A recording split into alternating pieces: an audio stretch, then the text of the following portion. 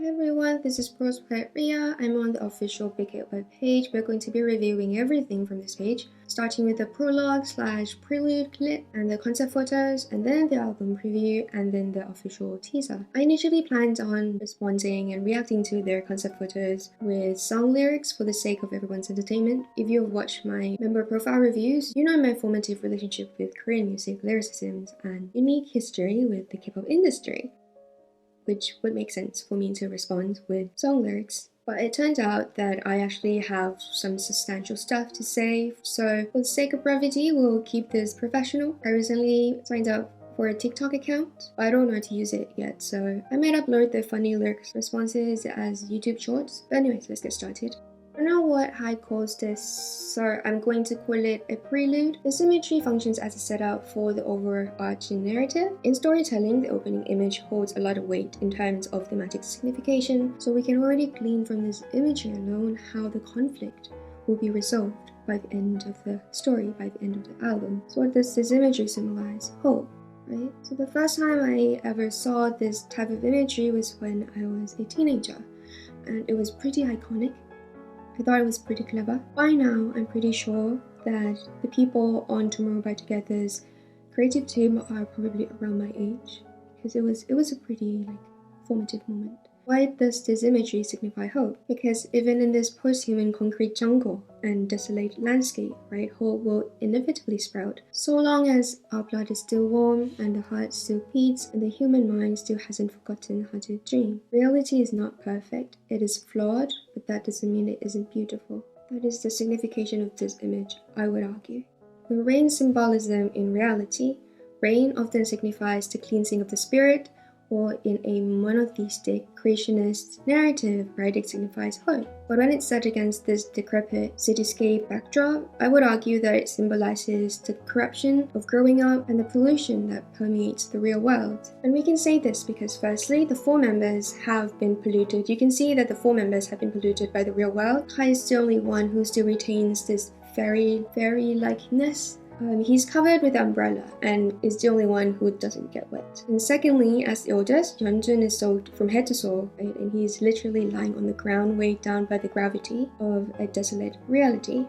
Subin, who's the leader, is also drenched. Thirdly, Taehyun is the only member whose wet photo is in color. He doesn't have a wet black and white photo. So it can be argued that he still retains youthful innocence, unlike the older members. Hongyu, Subin, and Yeonjun's wet photos are in black and white. They have black and white wet photos. I believe there's something to be said here about the moral stasis, but we won't go into that right now because that's still a vague thread. Lastly, in the group photo, Kai is seen standing closest to the rain with his back turned towards the tumultuous weather, right? As if he's blocking the older members from the desolation. That's interesting because you look at the light shining on his back, that makes it seem as if he has wings. Also, once again, in this other group photo, he is the only one shaded by the infrastructure while the others require umbrellas to shield themselves. So it's kind of like this immunity thing that he has, and this is a recurring theme, I've noticed. A recurring theme in poetry or in prose is called a leitmotif, which is a deliberate choice of imagery composition. So from it, we can safely argue that his characterization functions as like a hidden card, like a deus machina of sorts. Despite being the youngest, he possibly reviewed himself as a guardian angel of the older members, their pillar of morality and goodness, or something otherworldly entirely, and I hope he does in some way, because I believe that it would be a loss of opportunity in storytelling for Hive otherwise. I hope that makes sense. Finally, the fact that all of the members' umbrellas are clear, symbolically intentional or not, can be read as a signification of their real-world clarity. They are now seeing the polluted world and its desolation, aka the rain, right, with clear eyes, and possibly is willing to confront it and accept it for what it is, warts and all. Melancholy. Write it down. Melancholy. Melancholy. Melancholy. So I love the eerie commingling of the nature and the man-made in this concept. It's possibly my favorite for a number of reasons. Obviously, because the number one reason is that Bongyu looks really pretty. And don't make me get started on Taehyun, because I thought he was safe. His individual concept photos It gave me thoughts, and they're not pure thoughts, and that's not okay because our age gap is too wide. So, but let's be intellectual and literary about this. I'm trying very hard to be professional about this, okay? So the whole concept gives off like a very post-apocalyptic feeling, like a cool spring after human civilization has died out. So it's very T.S. Eliot's, the whimper after the bang. During the start of the pandemic, there was this white male university professor who said to his students, "The world is ending." And his Chinese student raised his hand and corrected him and said, "Excuse me, professor, the world isn't ending. The human race is ending. The world will be just fine." In this vein, we tend to forget that we are a tiny part of this world, that we exist inside an ecosystem and a machination of something that is much larger than us, that is entirely beyond our control. Our human forgetfulness and convenient lapses in memory, as argued by Julian Barnes in A History of the World in 10.5 chapters, can be linked to religious beliefs that predominate Western society and which fosters the human tendency to propagate our own self-importance and anthropocentrism.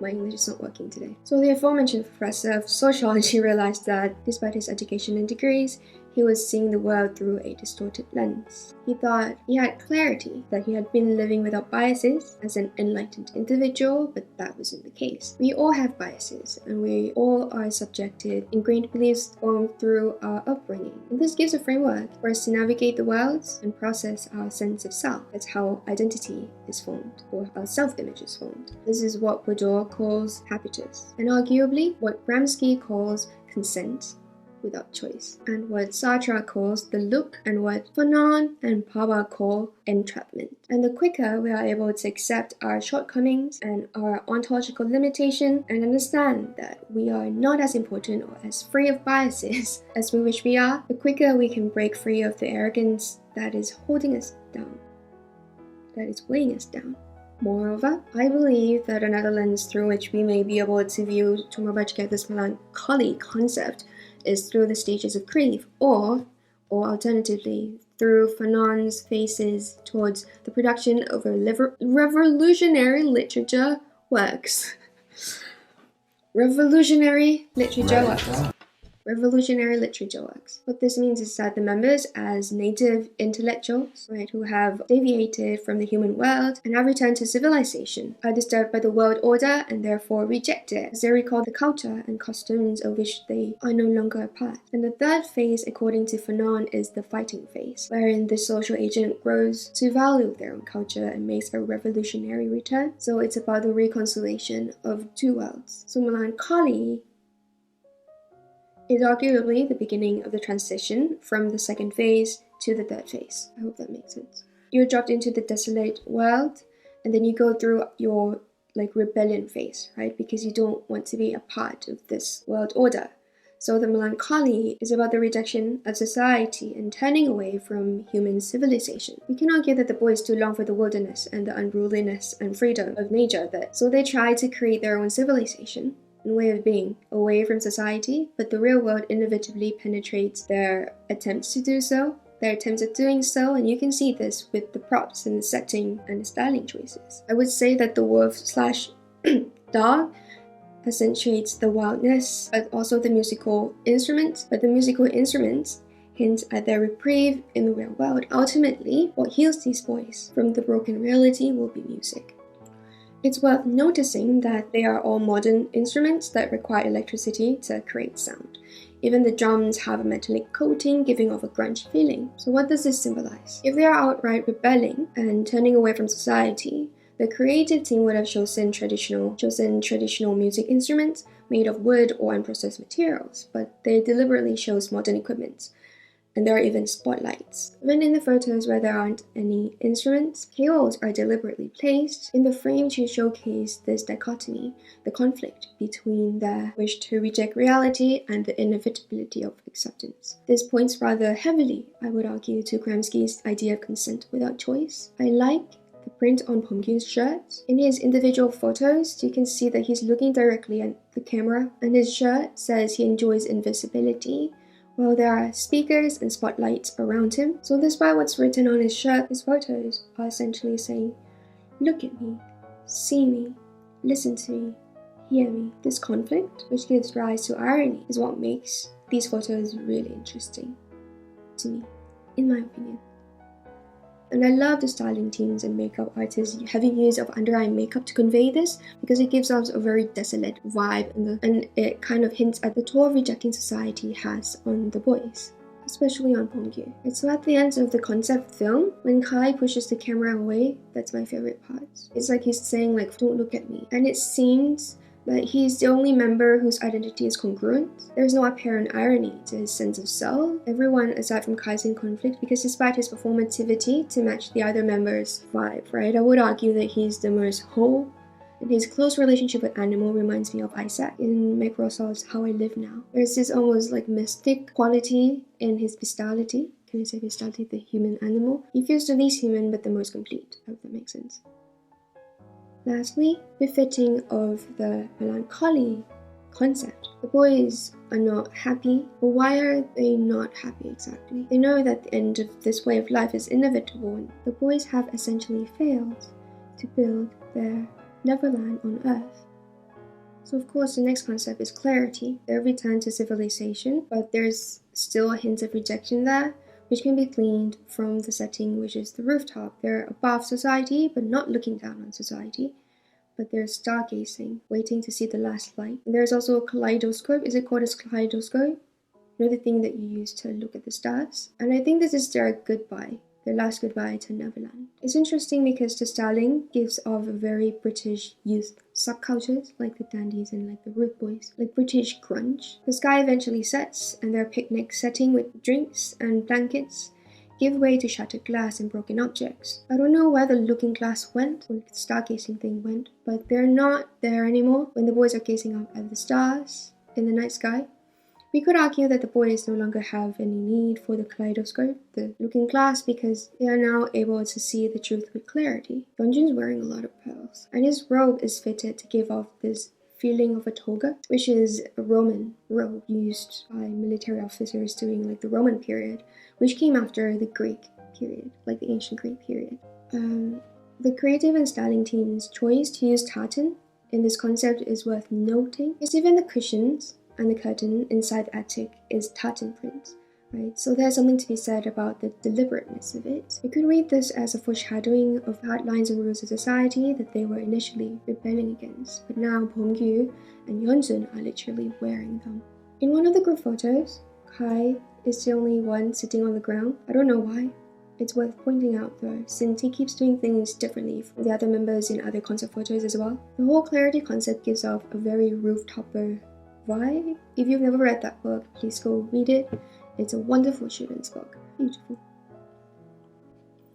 This is interesting for a number of reasons. We initially viewed the boys as the Lost Boys, right? But I think this concept changes things because their style to give off this fairy-like feeling, right? The poses they make are also very fairy-like and like very delicate. But the thing about pixies and fairies in the original Peter Pan is that they have a very short lifespan, and they die as quickly as a moth, and they are as quickly forgotten by Peter himself as well. So spoiler alert, what's so tragic about the original Peter Pan is that when he returned to Wendy for spring cleaning after having forgotten about her for decades, is that when Wendy asked, "Where's Tinkerbell?" or "How is Tinkerbell?" Peter responded, "Who's Tinkerbell?" And that's how the book ends.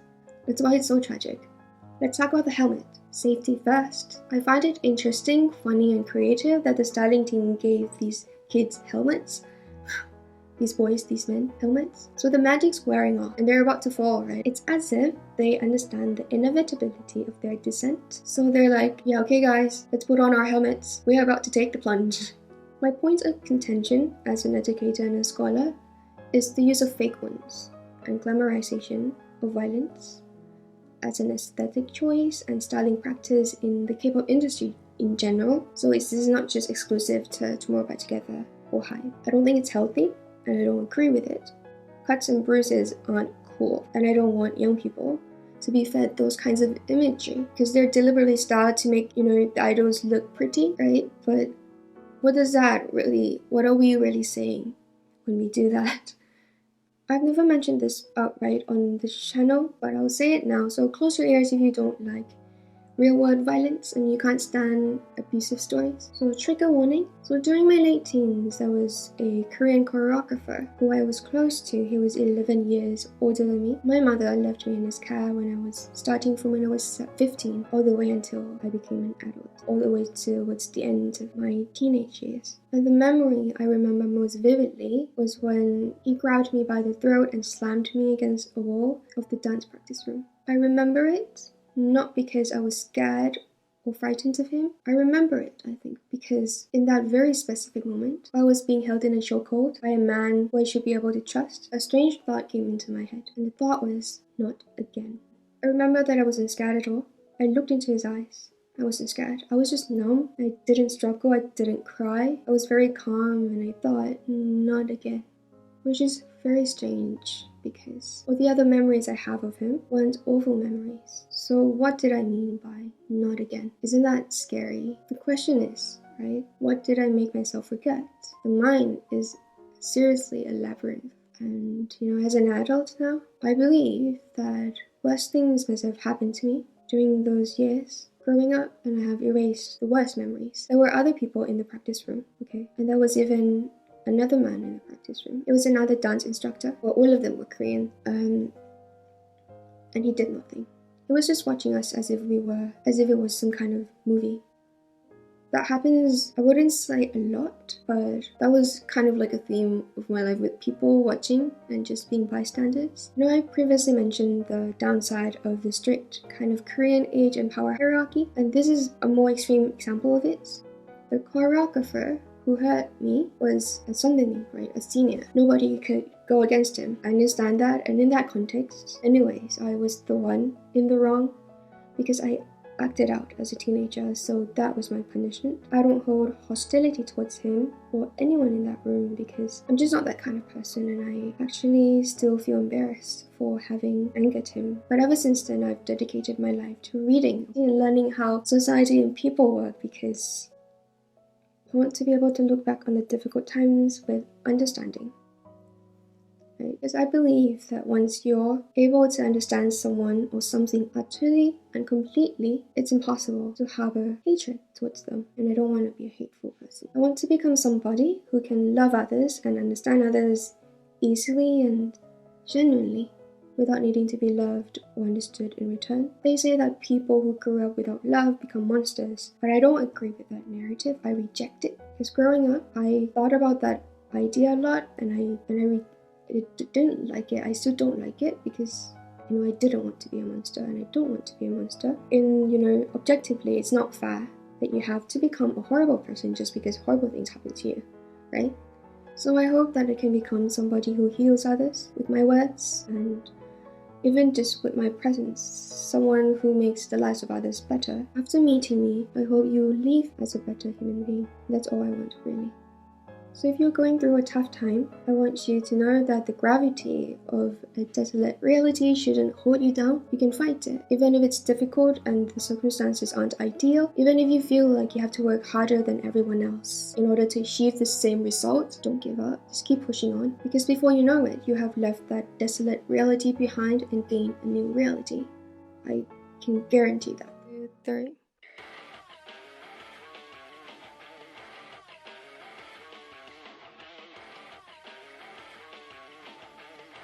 Oh, I love that.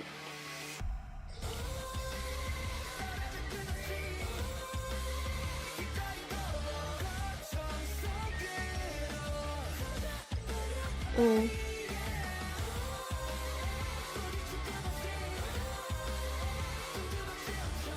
Oh, Hongyu close up.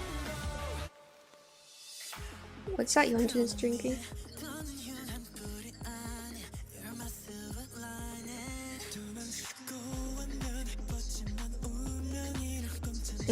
True.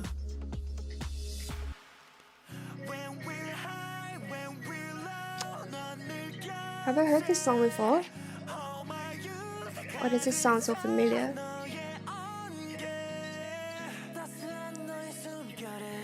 I like this one. I like this song. Oh.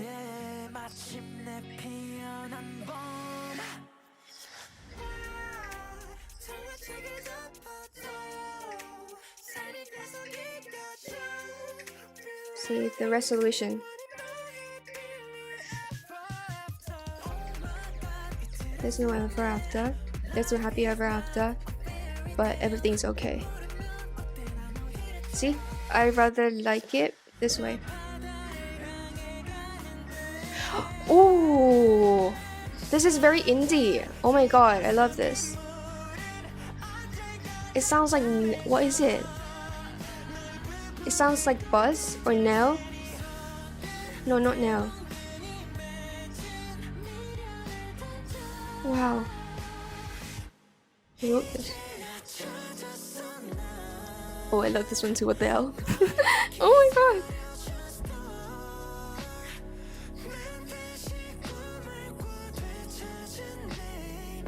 Oh. Whose voice is that?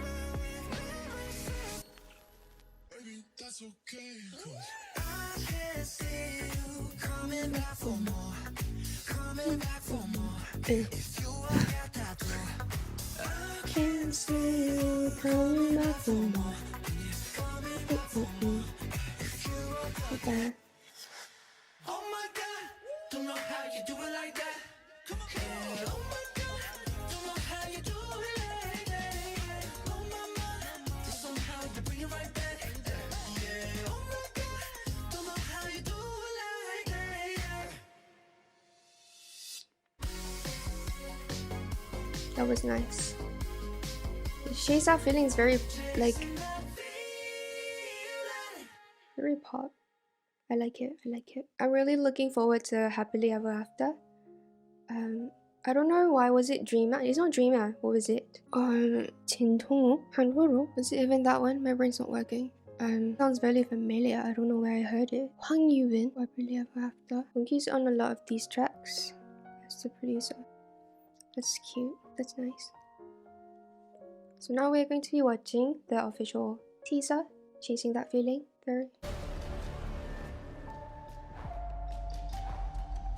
What the? Whoa!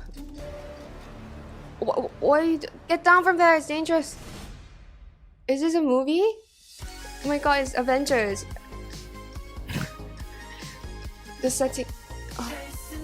Oh, it reminds me of Infinite Destiny. Oh my god, what the heck? Okay, they have superpowers. Subin is fighting against something. I like that they're keeping the whole kind of the song under wraps by, you know, just giving the instrumentals and then having the Chasing That Feeling. It really, like, you don't really know how the song's going to actually sound, because with Tomorrow Together, I noticed that there's a lot of duality in their music. So like 1 minute it would just be like one genre and suddenly it would switch.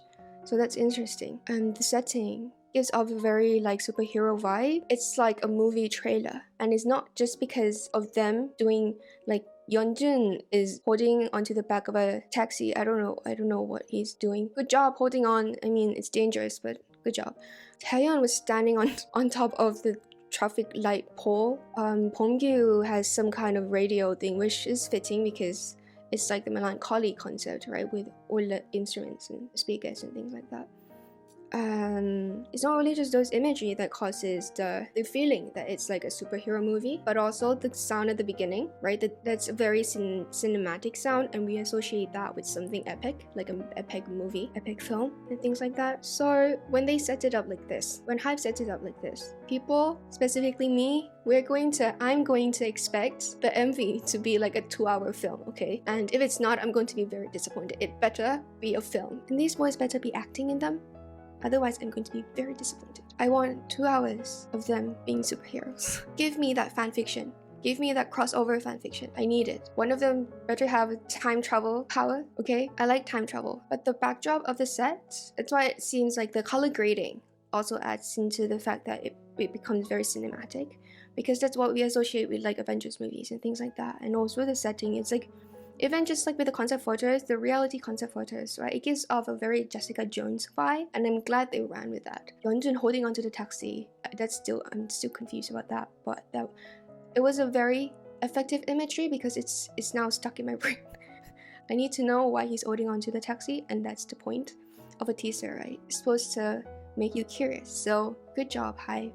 Good job. They started with Kai at the beginning, right? And he's making like sleepy eyes, the ones that he used in anti-romantic. It's like very dreamy. He's like, oh, what's happening now? What do I have to fuck up this time? Hyung, tell me. I'll just do it. And then he would like use pixie dust, bang, and then they're gonna like disappear and go through a wall. He's gonna like snap his finger and everyone's gonna disappear. I don't know why I'm saying this. I'm just making things up. Fiction writer, okay? Yeonjun standing in the tunnel, he looks like some kind of apparition, like he's not real, like he's like a haunting. I don't know why, maybe it's because of the lighting and the shadows on his face. It's very skeletal. I'm concerned for his health, but I'm sure he's really healthy and he eats a lot, right? So I'm sure he's healthy and he's doing fine. Taeyeon has long legs because it's short, like it pans upwards. The tartan print and the checkered print is also in this. I wonder why they... Never mind. It better be a movie. If it's not a movie, I'm going to be disappointed. Anyways, this is the end of my review compilation before official MV is out. Hopefully, I can finish editing this and publish it before the official MV is out. My timing is a little bit off and late because I've been ill. I also attended like an anthology launch, debut showcases and stuff for books, not for idols. Anyways, thank you for watching. I hope you enjoyed and got something out of my commentaries and reviews. I'll see you again soon in the next video. Bye!